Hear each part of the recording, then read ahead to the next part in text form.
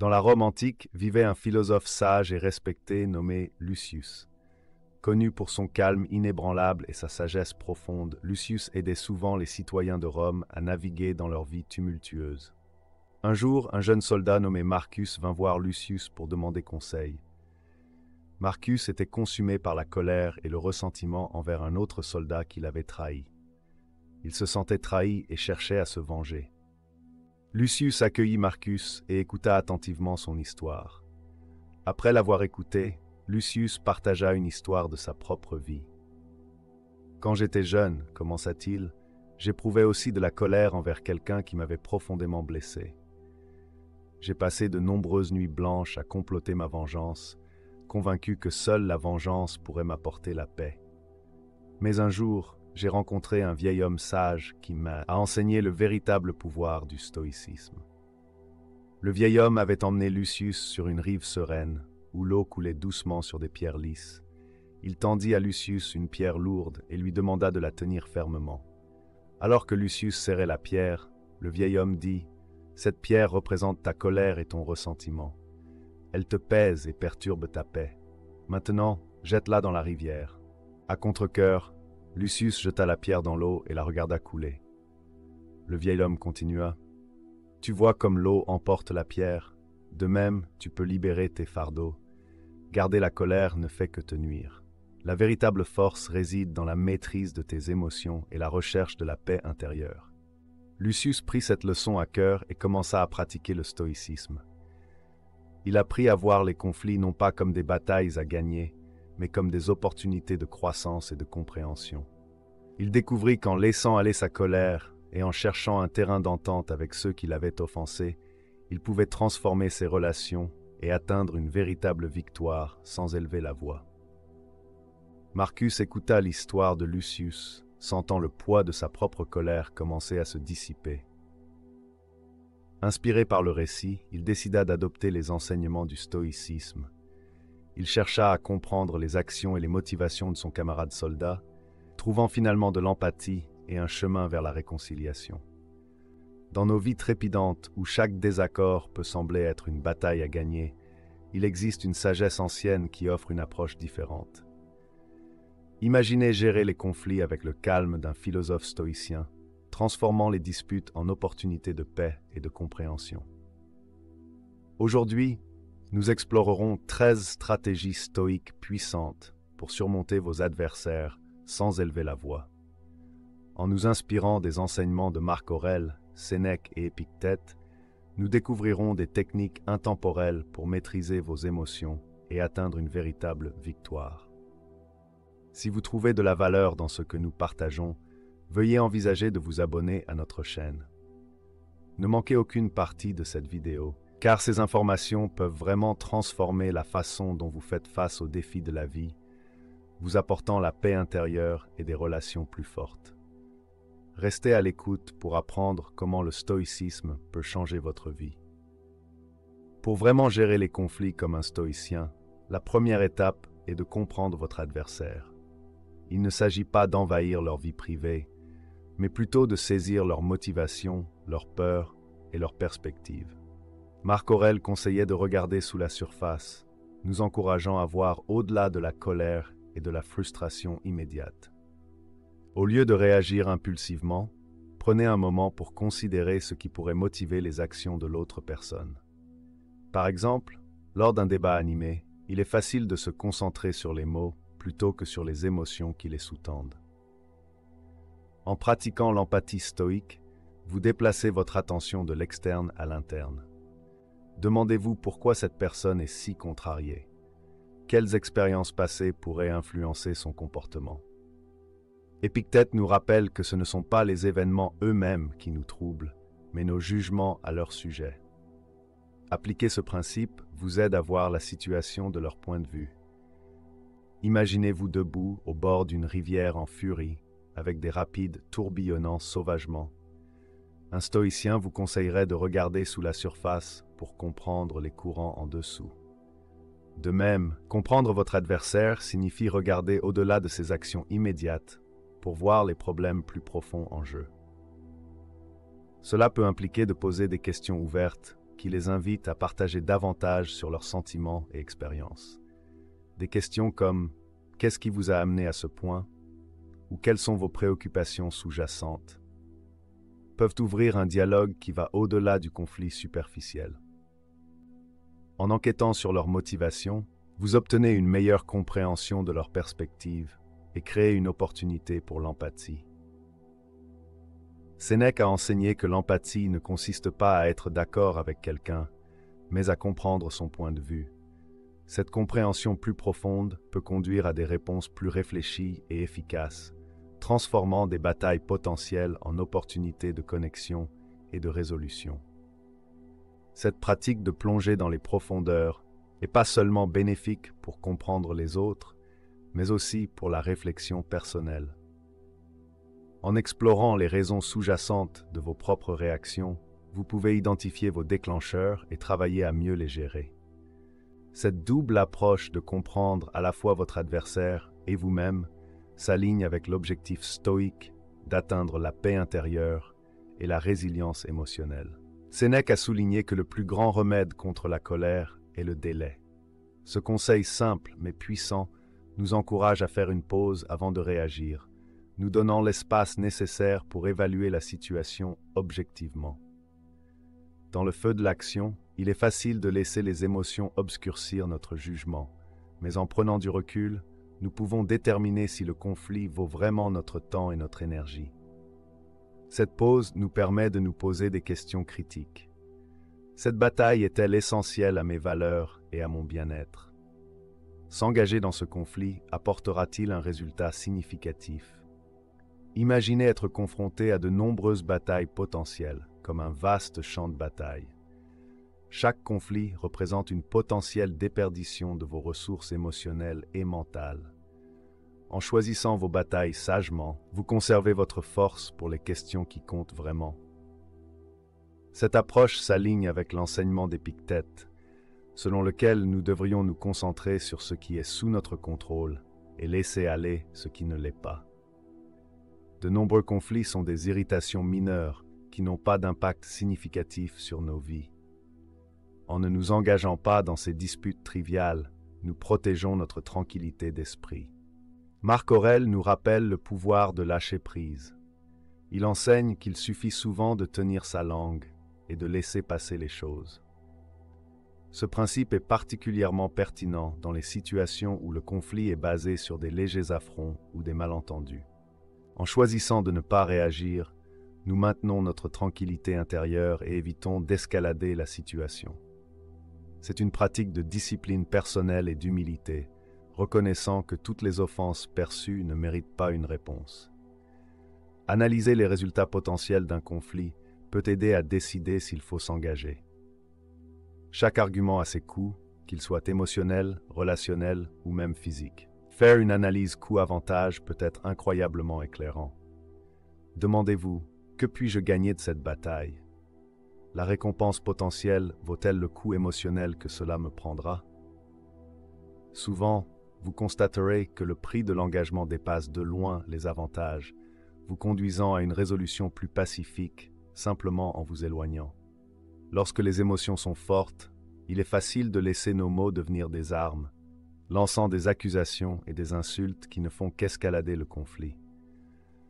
Mais une véritable approche stoïcienne exige que nous restions composés, choisissant nos mots avec soin pour promouvoir la compréhension et la résolution plutôt que la discorde.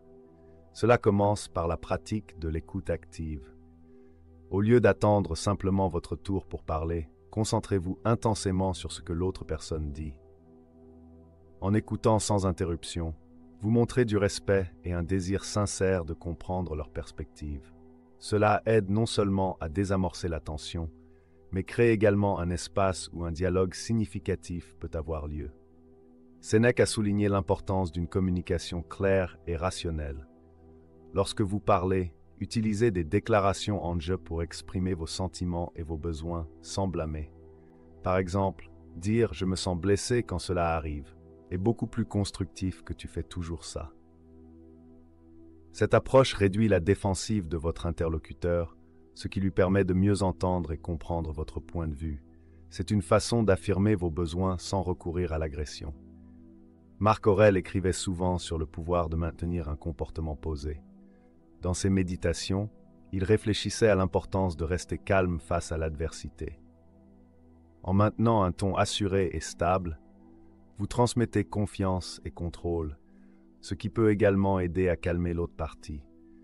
Cela ne signifie pas être passif ou soumis, mais plutôt rester ferme dans vos principes avec un comportement doux et posé. Un autre aspect clé de parler avec calme et clarté est la capacité de rester concentré sur les solutions plutôt que sur les problèmes. Au lieu de vous fixer sur ce qui ne va pas, orientez la conversation vers la recherche de solutions mutuellement bénéfiques. Posez des questions comme « Que pouvons-nous faire pour résoudre ce problème ensemble ?» Cela change la dynamique d'adversaire à coopératif, alignant les deux parties vers un objectif commun. Épictète a enseigné que nos réactions sont sous notre contrôle. En choisissant de répondre avec calme et clarté, vous prenez le contrôle du récit. Face à l'hostilité ou à la critique, prenez un moment pour respirer et vous recentrer avant de répondre. Cette pause vous permet de rassembler vos pensées et de répondre de manière réfléchie plutôt que de réagir impulsivement. Incorporer humour de manière appropriée peut également être un outil puissant pour alléger l'atmosphère et créer un environnement de discussion plus détendu. Cependant, il est crucial de s'assurer que l'humour est inclusif et non aux dépens de l'autre personne. Les blagues légères ou l'humour autodérisoire peuvent démontrer l'humilité et une volonté de trouver un terrain d'entente. Les stoïciens croyaient que sous la surface de chaque désaccord, il y a des valeurs et des objectifs partagés qui peuvent unir même les côtés les plus opposés. En se concentrant sur ces points communs, vous pouvez transformer le conflit en coopération. Pensez-y comme à l'ascension d'une montagne. Au début, il peut sembler que vous et votre adversaire êtes sur des chemins complètement différents, chacun visant des sommets séparés. Cependant, à mesure que vous montez, vous commencez à remarquer que vos chemins convergent vers un sommet commun. Cette métaphore encapsule parfaitement l'approche stoïcienne de la résolution des conflits. Au lieu de se fixer sur les différences, cherchez les points où vos chemins s'alignent. Commencez par reformuler le conflit d'un scénario moi contre toi à un scénario nous. Ce subtil changement de perspective peut faire des merveilles. Agis de voir le désaccord comme un problème commun à résoudre, plutôt qu'une bataille à gagner. Demandez-vous, ainsi qu'à l'autre personne, quels sont nos objectifs communs? Quels résultats communs désirons-nous tous les deux? En identifiant ces objectifs mutuels, vous préparez le terrain pour un dialogue plus collaboratif et moins conflictuel. La sagesse stoïcienne nous enseigne à regarder au-delà des problèmes superficiels. Souvent, ce qui semble être un conflit d'intérêts est en réalité un choc de besoins non satisfaits. Par exemple, une dispute animée sur les responsabilités professionnelles peut provenir de besoins sous-jacents de reconnaissance et de respect. En répondant à ces besoins plus profonds, vous pouvez trouver des solutions qui satisfont les deux parties. Cette approche non seulement résout le conflit immédiat, mais renforce également la relation en construisant de l'empathie et de la compréhension. En cherchant le chemin partagé, il est également essentiel de pratiquer l'écoute active. Cela signifie prêter une attention réelle aux mots, au ton et au langage corporel de l'autre personne, sans planifier votre réponse pendant qu'elle parle. Marc Aurèle écrivait souvent sur l'importance de comprendre les autres et de voir le monde à travers leurs yeux. En écoutant vraiment, vous montrez du respect et une volonté de comprendre leur perspective, ce qui peut ouvrir la porte à la recherche d'un terrain d'entente.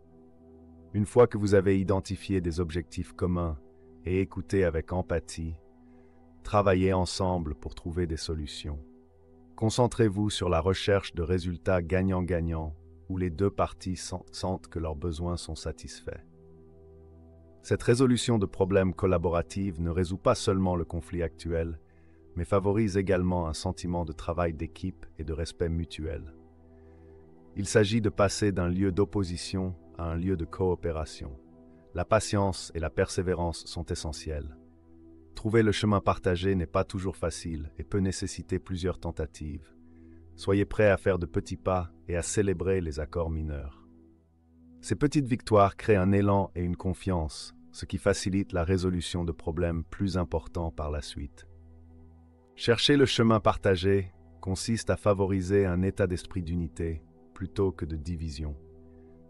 En se concentrant sur des objectifs et des valeurs communs, en écoutant activement et en travaillant de manière collaborative vers des solutions, vous incarnez les principes stoïciens de sagesse, de courage et de justice. Cette approche non seulement aide à résoudre les conflits, mais renforce également vos relations et vous rapproche de la paix intérieure. Pensez y comme essayer de déplacer un chêne massif. Vous ne pouvez pas simplement le pousser. Au lieu de cela, vous devez travailler avec les forces naturelles qui l'influencent, comme le vent et l'eau. De la même manière, plutôt que de confronter directement la position de quelqu'un, vous pouvez l'influencer en vous alignant sur ses croyances et valeurs profondément ancrées. Commencez par comprendre le paysage de leurs valeurs. Cela nécessite une observation et une écoute attentive. Faites attention à ce qu'ils disent et font et notez ce qu'ils louent ou critiquent. Ces indices vous aideront à cartographier leur système de valeurs. Par exemple, s'ils parlent souvent de justice et d'équité, ces valeurs sont probablement importantes pour eux. Une fois que vous avez une bonne compréhension de leurs valeurs, identifiez où vos objectifs et les leurs se croisent. Même si vos positions semblent opposées, il y a généralement des principes sous-jacents que les deux parties partagent. Par exemple, vous pourriez tous deux valoriser l'honnêteté, l'intégrité ou le respect mutuel.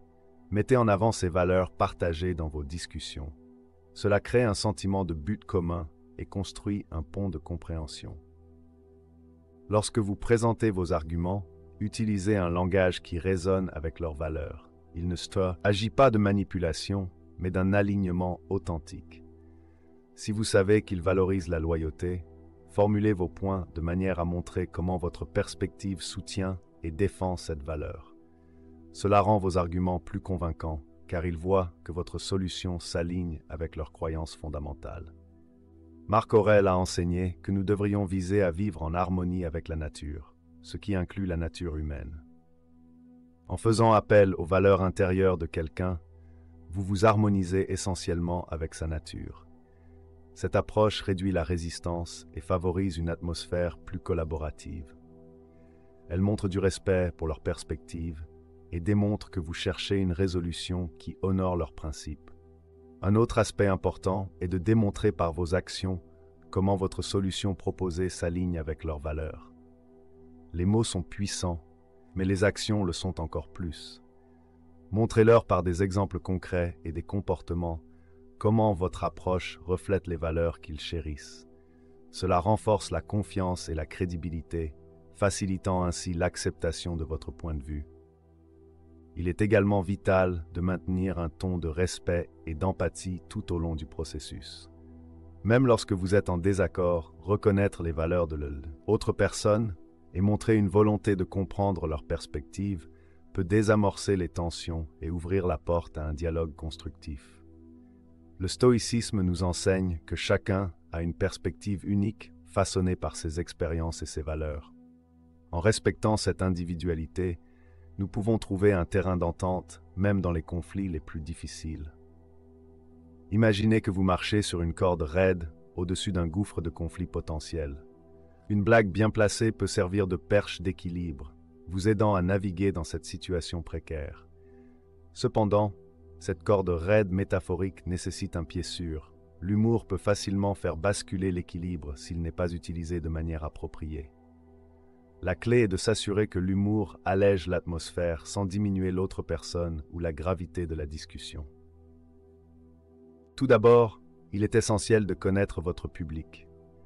Ce qu'une personne trouve amusant, une autre peut le trouver offensant. Cela signifie qu'il faut être attentif au style d'humour et à la personnalité de l'autre personne avant de faire une blague. Considérez si cela sera reçu dans l'esprit dans lequel il est destiné. Si vous n'êtes pas sûr, il vaut mieux pécher par excès de prudence. Ensuite, visez un humour qui rassemble les gens plutôt que de les diviser. Humour autodérisoire, où vous vous moquez gentiment de vous-même, peut être particulièrement efficace. Cela montre de l'humilité et une volonté d'admettre vos propres défauts, ce qui peut désamorcer la tension et rendre l'autre personne plus réceptive. Par exemple, si vous avez fait une erreur, un commentaire léger sur votre propre bévue peut détendre l'atmosphère et signaler que vous ne vous prenez pas trop au sérieux. Le timing est crucial dans l'utilisation de l'humour. Introduire une blague au mauvais moment peut se retourner contre vous, vous faisant paraître insensible ou déconnecté de la gravité de la situation. Faites attention à l'intensité émotionnelle de la conversation. Si les émotions sont encore fortes, il pourrait être sage d'attendre que les choses se calment un peu. Une blague bien placée peut agir comme une soupape de décompression, mais seulement si l'atmosphère est réceptive. Un autre aspect important est d'éviter l'humour qui cible l'autre personne ou qui minimise ses sentiments. Le sarcasme en particulier peut être un terrain dangereux. Bien que cela puisse sembler spirituel, cela porte souvent une sous-couche d'hostilité et peut aggraver le conflit. Au lieu de cela, visez un humour inclusif et non menaçant, aidant à établir un rapport plutôt qu'à creuser un fossé entre vous.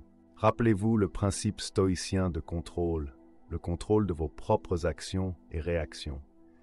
En choisissant d'utiliser l'humour de manière réfléchie, vous maintenez le contrôle sur le ton et la direction de la conversation. Cela s'aligne avec l'objectif stoïcien d'atteindre la paix et la rationalité face à l'adversité. L'humour, lorsqu'il est utilisé sagement, peut être un outil pour maintenir ce contrôle, guidant la conversation vers une résolution plus amicale. Incorporer l'humour dans la résolution des conflits nécessite également un certain degré de conscience de soi et de flexibilité. Soyez prêt à ajuster votre approche si vos premières tentatives d'humour ne fonctionnent pas comme prévu. La capacité de pivoter et d'essayer une autre tactique fait partie de l'art de la communication efficace. Lorsque vous êtes au milieu d'un conflit, la première étape pour offrir de l'empathie est de changer votre focus. De plus, offrir de l'empathie peut être transformateur pour votre propre état émotionnel. Cela déplace le focus des réactions égocentriques vers une perspective plus compatissante et tournée vers l'extérieur. Cela peut réduire le stress et favoriser un sentiment de connexion et de coopération, même dans des interactions difficiles. Quand nous parlons de compromis, nous ne suggérons pas que vous abandonniez vos principes ou que vous cédiez à toutes les demandes. Il s'agit plutôt de trouver des solutions qui respectent à la fois vos besoins et ceux des autres. Cette approche est magnifiquement alignée avec le principe stoïque de se concentrer sur ce qui est sous notre contrôle et de lâcher prise sur ce qui ne l'est pas. En identifiant les domaines où vous pouvez être flexible, vous ouvrez la voie à des résultats mutuellement bénéfiques. Commencez par reformuler le conflit comme un effort collaboratif plutôt qu'une bataille. Ce changement de perspective peut aider les deux parties à passer d'une position adversariale à une position coopérative. Pensez-y comme travailler ensemble pour résoudre un problème plutôt que d'essayer de se vaincre l'un l'autre. Cet état d'esprit est crucial pour favoriser une atmosphère de respect mutuel et de compréhension. Identifiez des objectifs communs et des valeurs partagées. Même dans les désaccords les plus contentieux, il y a souvent des objectifs sous-jacents sur lesquels les deux parties peuvent s'entendre. Par exemple, les deux côtés peuvent valoriser l'équité, le respect ou un environnement de travail harmonieux. Mettre en avant ces valeurs partagées peut créer une base pour le compromis. En vous concentrant sur ce que vous avez en commun, vous pouvez construire un pont sur le fossé. Ensuite, priorisez vos préoccupations. Tous les aspects d'un conflit ne sont pas également importants. Déterminez quels problèmes sont non négociables pour vous et où vous pouvez vous permettre d'être plus flexible. Cette priorisation vous permet de vous concentrer sur la recherche de solutions pour les problèmes les plus critiques, tout en étant ouvert au compromis sur des points moins significatifs. C'est une manière stratégique de conserver votre énergie pour les batailles qui comptent vraiment. Épictète nous conseillait de souhaiter que les choses se passent comme elles se passent, plutôt que comme nous voudrions qu'elles se passent. Cette sagesse stoïque nous rappelle d'accepter la réalité de la situation et de travailler dans ses contraintes. Le compromis consiste souvent à accepter que vous n'obtiendrez pas tout ce que vous voulez, mais à trouver satisfaction dans une solution qui répond suffisamment à vos besoins pour être acceptable. Engagez-vous dans une communication ouverte et honnête. Exprimez clairement vos besoins et écoutez les besoins de l'autre personne. Utilisez des déclarations en je pour communiquer vos sentiments et besoins sans attribuer de blâme. Par exemple, dire j'ai besoin de me sentir respecté dans cette situation est plus constructif que vous me manquez de respect. Cette approche favorise un dialogue plus productif et aide à empêcher la conversation de devenir accusatoire. Soyez prêts à explorer des solutions créatives. Parfois, les meilleurs compromis viennent de la réflexion hors des sentiers battus et de la recherche d'alternatives qui n'avaient pas été envisagées auparavant. Cela nécessite une volonté de faire du brainstorming et de collaborer pour trouver de nouvelles façons de satisfaire les besoins des deux parties. La patience est également essentielle dans l'art du compromis. Réalisez que parvenir à un compromis peut prendre du temps et plusieurs discussions. Soyez prêts à faire face à des revers et restez engagés à trouver une résolution. Marc Aurèle réfléchissait souvent à l'importance de la patience et de la persévérance pour atteindre ses objectifs. En incarnant ces qualités, vous pouvez naviguer plus efficacement sur le chemin du compromis. Imaginez être emmêlé dans un fourré dense avec des branches et des épines bloquant votre chemin. Peu importe à quel point vous essayez, le progrès semble impossible. Dans de telles situations, un stoïcien n'hésiterait pas à demander de l'aide. De même, dans les conflits où la communication échoue et où une résolution semble hors de portée, se tourner vers une tierce partie impartiale peut être incroyablement bénéfique. Cela pourrait être un médiateur, un conseiller ou un ami de confiance qui peut offrir une perspective nouvelle et faciliter un dialogue constructif. L'un des principaux avantages de chercher de l'aide externe est l'objectivité qu'un étranger peut apporter. Lorsque vous êtes profondément impliqué dans un conflit, les émotions peuvent obscurcir votre jugement, rendant difficile de voir la situation clairement.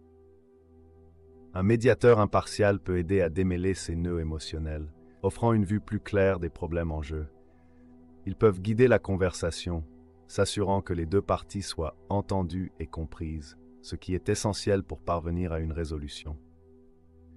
L'approche stoïque de la recherche d'aide repose sur la croyance que nous ne sommes pas des individus isolés, mais faisons partie d'une communauté plus large. Marc Aurèle réfléchissait souvent à l'interconnexion de tous les gens, soulignant que nous devrions nous soutenir mutuellement. En cherchant de l'aide externe, vous reconnaissez cette interconnexion et démontrez un engagement à trouver une solution qui profite à tous les impliqués. Un autre avantage d'impliquer un tiers est leur expertise en résolution des conflits. De nombreux médiateurs et conseillers sont formés à des techniques qui facilitent la communication efficace et la résolution de problèmes. Ils peuvent fournir des outils et des stratégies auxquelles vous n'avez peut-être pas pensé, aidant à combler les lacunes et à favoriser la compréhension. Cette expertise peut être inestimable pour naviguer dans des conflits complexes et trouver des solutions créatives. Chercher de l'aide montre également une volonté de grandir et d'apprendre. Il faut de l'humilité pour admettre que vous n'avez pas toutes les réponses et que quelqu'un autre pourrait être en mesure de vous aider. Cette humilité est une vertu stoïque fondamentale, reflétant une compréhension profonde de ses propres limites et de la valeur de l'amélioration continue de soi. En cherchant de l'aide externe, vous ne travaillez pas seulement à résoudre le conflit actuel, mais vous développez également des compétences et des connaissances qui vous serviront dans les défis futurs. Il est important de noter que chercher de l'aide externe n'est pas un signe de faiblesse, mais de sagesse et de force. Il faut du courage pour tendre la main et demander de l'aide, surtout dans une société qui valorise souvent l'autonomie et l'individualisme.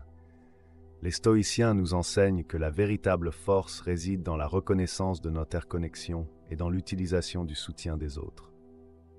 Pour atteindre nos objectifs, il est essentiel de discuter du concept de pardon dans un cadre stoïque. Le pardon, dans ce contexte, ne consiste pas à excuser un comportement nuisible ou à oublier les torts passés. Au lieu de cela, il s'agit de choisir de libérer le fardeau émotionnel que ces événements nous imposent.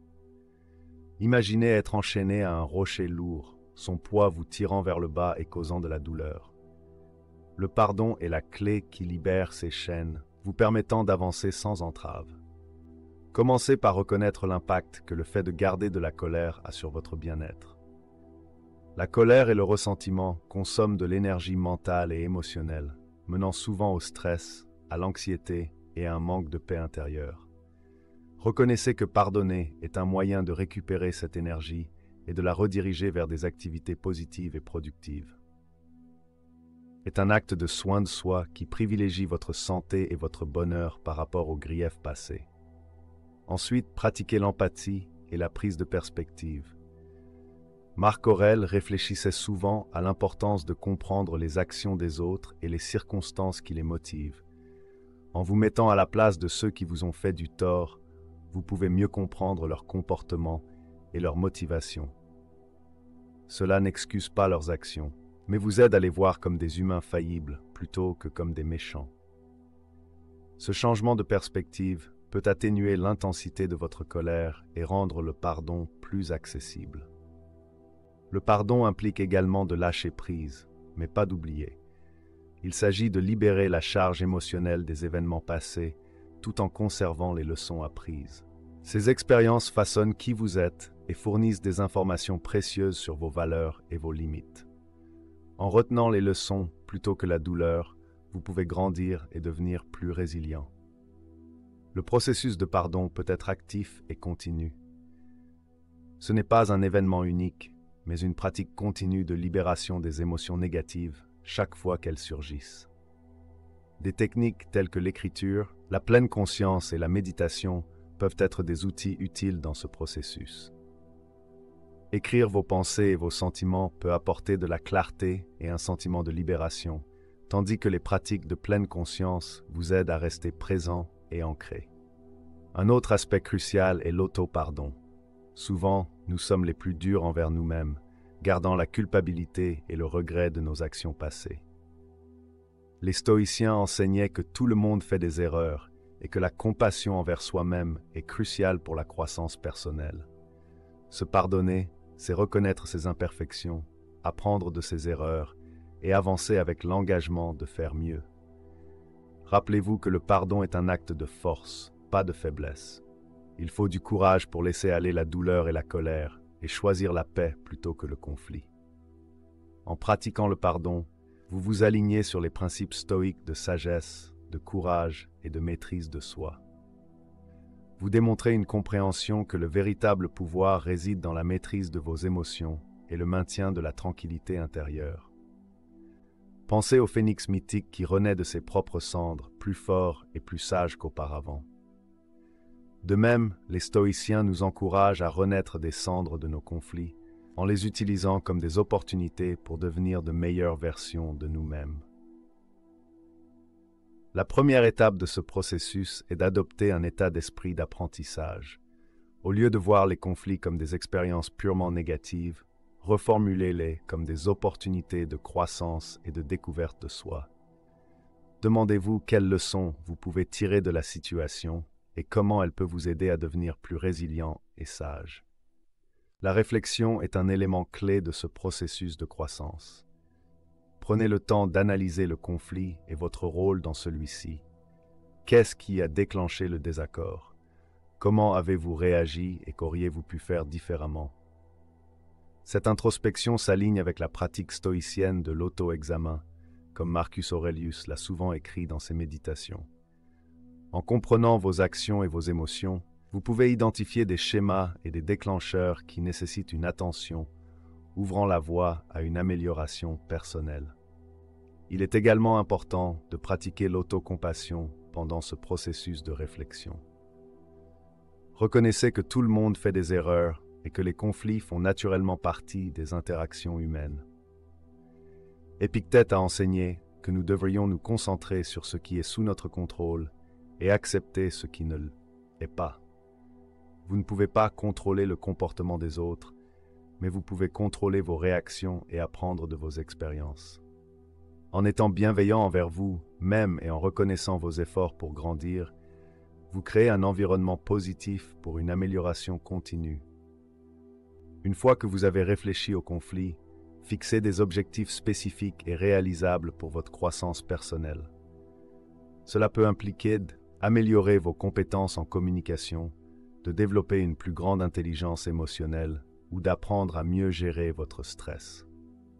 Les stoïciens croyaient en l'importance de la sagesse pratique, ou phronésis, qui consiste à appliquer des idées philosophiques à la vie quotidienne. En fixant et en travaillant vers ces objectifs, vous transformez des réflexions abstraites en actions concrètes qui favorisent la croissance. Engager avec les autres et rechercher des retours est un autre aspect précieux de la croissance à partir des conflits. Discutez de vos réflexions et de vos objectifs avec des amis de confiance, des mentors ou des collègues qui peuvent fournir des idées et un soutien. Leurs perspectives peuvent offrir de nouveaux angles sur le conflit et vous aider à voir des aspects que vous auriez pu manquer. Cette approche collaborative non seulement améliore votre croissance personnelle, mais renforce également vos relations, car elle démontre un engagement à s'améliorer et à apprendre de vos interactions. La patience et la persévérance sont essentielles dans ce parcours de croissance. Le développement personnel est un processus graduel qui nécessite du temps et des efforts. Marcus Aurelius se rappelait souvent d'être patient et persévérant, comprenant que le véritable changement ne se produit pas du jour au lendemain. Célébrez vos progrès, aussi petits soient-ils, et restez engagés sur votre chemin d'amélioration personnelle. Pour commencer, il est important de comprendre vos valeurs et besoins intérieurs. Réfléchissez à ce qui compte le plus pour vous et aux comportements que vous trouvez inacceptables. Cette prise de conscience de soi est la base pour établir des limites efficaces. Par exemple, si vous valorisez l'honnêteté et trouvez la tromperie intolérable, faites-le savoir dans vos relations que l'honnêteté est non négociable. Cette clarté vous aide à communiquer vos limites de manière assertive et confiante. Communiquer vos limites nécessite de la clarté et du respect. Utilisez des déclarations en je pour exprimer vos besoins sans blâmer ni critiquer les autres. Par exemple, au lieu de dire « tu es toujours irrespectueux », vous pourriez dire « je me sens irrespecté lorsque mes opinions sont rejetées ». Cette approche se concentre sur vos sentiments et besoins, ce qui facilite la compréhension et le respect de vos limites par les autres. La cohérence est essentielle lorsqu'il s'agit de faire respecter les limites. Une fois que vous avez établi une limite, il est important de s'y tenir, même si c'est difficile. Cette cohérence renforce non seulement la limite, mais montre également aux autres que vous prenez vos besoins au sérieux. Si quelqu'un franchit votre limite, abordez-le immédiatement et calmement en lui rappelant vos limites précédemment énoncées. Cela renforce la limite et aide à prévenir les violations futures. Établir des limites implique également d'anticiper la résistance. Tout le monde ne sera pas content de vos limites et certains peuvent résister. Soyez prêts à affirmer vos limites fermement mais respectueusement. Le stoïcisme nous enseigne à rester calme et composé face à l'adversité. En restant ferme dans vos limites, vous démontrez du respect de soi et de l'intégrité, des qualités très valorisées par les stoïciens. Il est important de se rappeler que les limites ne sont pas des murs. Ce sont des lignes directrices qui aident à maintenir des interactions saines, pas des barrières qui vous isolent des autres.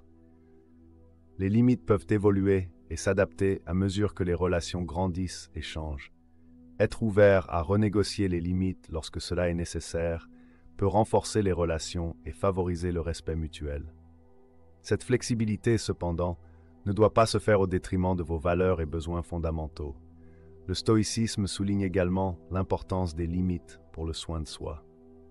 Protéger votre temps, votre énergie et votre santé émotionnelle est crucial pour vivre une vie équilibrée et épanouissante. En établissant des limites, vous vous assurez d'avoir l'espace et les ressources nécessaires pour prendre soin de vous, ce qui vous permet ensuite de vous engager plus significativement avec les autres. Cette pratique s'aligne avec le principe stoïcien de maintenir l'harmonie en soi et dans les interactions avec les autres. Établir des limites est un acte d'amour de soi. Il s'agit de reconnaître votre valeur et de veiller à ce que vos besoins soient satisfaits. Les stoïciens croyaient en l'importance du respect de soi et de vivre en accord avec ses valeurs. En établissant et en maintenant des limites, vous vous honorez et créez une vie qui reflète vos principes et vos aspirations. Dans la vie, nous rencontrons souvent des situations qui échappent à notre contrôle. Les actions des autres, les défis inattendus et les événements aléatoires. Bien que nous ne puissions pas contrôler ces facteurs externes, nous pouvons contrôler la façon dont nous y répondons. Considérez ceci. Vous êtes pris dans une tempête soudaine avec du vent et de la pluie vous frappant de tous côtés. Bien que vous ne puissiez pas arrêter la tempête, vous pouvez décider comment y faire face.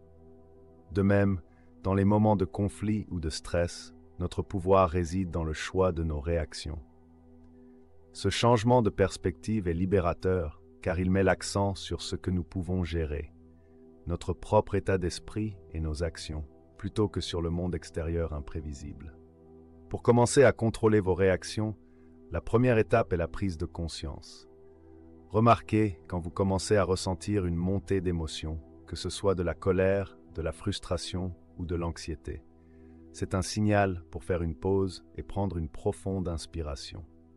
Marc Aurèle se rappelait souvent de créer un espace entre le stimulus et la réponse. Cette pause vous permet d'évaluer la situation calmement et de choisir une réaction réfléchie plutôt qu'une réaction impulsive. Changer de perspective est un autre outil puissant. Épictète enseignait que ce ne sont pas les événements eux-mêmes qui nous perturbent, mais notre interprétation de ces événements. En réévaluant votre jugement initial, vous pouvez souvent trouver une perspective plus équilibrée et moins chargée émotionnellement. Posez-vous des questions comme « Est-ce vraiment aussi grave que cela en a l'air ?» ou « Que puis-je apprendre de cette situation ?» Cette pratique aide à diminuer l'intensité émotionnelle et apporte de la clarté. Choisir délibérément votre réaction est la prochaine étape. Une fois que vous avez créé de l'espace et changé de perspective, décidez comment vous voulez répondre. Voulez-vous réagir avec colère, où le calme et l'assurance vous serviraient, il mieux? Une réponse mesurée et réfléchie serait, elle, plus efficace qu'une réaction hâtive et émotionnelle? Rappelez-vous, réagir avec calme et clarté conduit souvent à de meilleurs résultats et préserve votre paix intérieure. Pratiquer cette approche de manière cohérente renforce la résilience émotionnelle. Avec le temps, vous constaterez que vous réagissez plus calmement et efficacement au stress et aux conflits. Cela ne signifie pas réprimer vos émotions, mais les gérer d'une manière qui soit en accord avec vos valeurs et vos objectifs à long terme. Les stoïciens croient que la véritable force vient de l'intérieur, et en maîtrisant vos réactions, vous incarnez cette force intérieure. S'engager dans une réflexion personnelle régulière peut améliorer votre capacité à contrôler vos réactions. Prenez le temps chaque jour de réfléchir à vos réponses à diverses situations. Y a-t-il eu des moments où vous avez réagi impulsivement? Qu'auriez-vous pu faire différemment? Cette auto-évaluation continue vous aide à apprendre et à grandir, vous rendant mieux équipé pour faire face aux défis futurs. De plus, contrôler vos réactions favorise de meilleures relations. Lorsque vous répondez avec calme et clarté, vous créez un environnement de respect et de compréhension. Les autres sont plus susceptibles de réciproquer ce comportement, conduisant à des interactions plus constructives et positives. Rappelez-vous, la véritable force ne réside pas dans la conquête des autres, mais dans la maîtrise de soi. En adoptant la sagesse des stoïciens, vous transformez les conflits en opportunités de croissance et de compréhension. Merci de faire partie de Simple Philosophie. N'oubliez pas de regarder l'une des vidéos suggérées à l'écran pour continuer votre chemin vers la paix intérieure et la résilience. Votre soutien et votre engagement sur cette voie sont vraiment appréciés.